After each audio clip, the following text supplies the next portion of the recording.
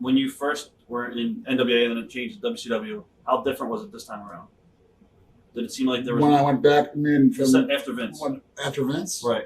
Did the company change a lot? I thought it was because we had Hogan and Randy Savage, some really big names from WWF, and I think it started to create some buzz. You know, that maybe WWF isn't the only big game in town anymore. And I thought we talked about all this money Hogan's making. He hits a sweetheart deal. I thought all power to him. You know, if he can get that much money and it's good for the company, then good for him. You know, and good for the company.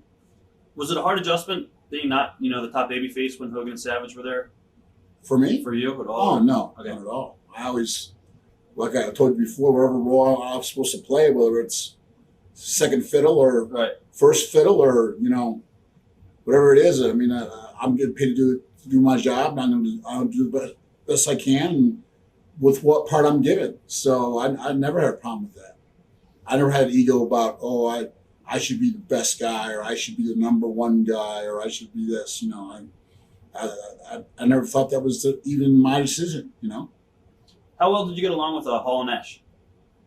I go along well with Scott and Kevin. I just had dinner with Kevin about a month ago when he came to Atlanta. Jim worked out and we had Japanese together. So I like Scott. Scott's just he's Scott. You know, but he's a good-hearted guy, man. I mean, he really is.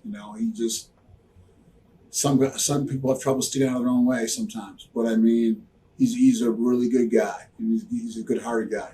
If he's your friend, he's a really good friend. So I have nothing but good thoughts about when I think of Scott Hall or Kevin Nash. And when we worked when they came in from WWF, we had some great matches, Sting and I against him and Nash, and they were really good, and we all got along good, and so I have nothing but. And they upped the ante on contracts. Right. And that was a good thing that led me get more money. So I have nothing but good stuff about that, Was there a lot of politics going on at the time? Because, there's stories going on that Hall and Nash would have Bischoff's here, and then there was the Hogan faction. I always heard that, but once again, I'm not being evasive at all or trying to be elusive or not insulting, but I'm always honest. I never. You did your own thing too. You didn't. Yeah, I never took part in those kind of things. But I didn't know whether Hall and Nash were meeting with Eric Bischoff secretly in his ear, or whether Hogan was trying to undermine them and was thought that, or they were jealous of him, and he was jealous of them, or any of that stuff. I heard those rumors like everybody did, but I mean, I wasn't privy to it from any of them. They never had a discussion with me on it. Right. For me, I always, my life experience, unless you hear it from the horse's mouth, I mean, you never really know. From a business standpoint, did you think it was wise for WCW to try so hard for television ratings to put all the main, even dream matches on free TV compared to pay-per-view like it used to be? Do you think that was a mistake from a business standpoint? Once again, I was never an office guy, right? So it's hard for me to say, because obviously a lot of good decisions were made when WCW surged ahead and beat them in ratings, and some of the old school guys' attitudes are, we're giving them too much for free on TV, but if you want good TV, you got to give them good matches. So it's kind of a tough thing to make a judgment call on, So, and somebody has to make, well, I'm glad I didn't have to, Right. So I don't have any criticism of it, right. What do you think that was? What do you think it was that destroyed WCW from the number one company to going out of business? Most people in WCW said they never really knew who was in charge. Is that true? Oh, I think it was pretty readily apparent that Eric Bischoff was in charge. Right. I don't think that was ever really in doubt. I think that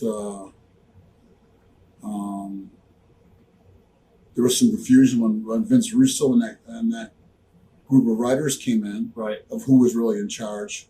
Then Eric left for a while, and then they came back together, Right. and there was some confusion. But as far as blaming anybody, I mean, WCW had a great run, and Stone Cold, and then The Rock, people started getting over, and it was kind of cyclical, and they made a big run, and I take it their run was strong enough that I think TNT and TBS and the parent company AOL decided they didn't want wrestling anymore. I didn't think it was so much a failure as it was They just didn't they want just once they fell behind the ratings, they didn't want to try to do another run. They were like, should we try to bring The Rock in here, or should we try, or Stone Cold, or sign them up for a bunch of money, and like we did with other guys, and try to make a big run, or what?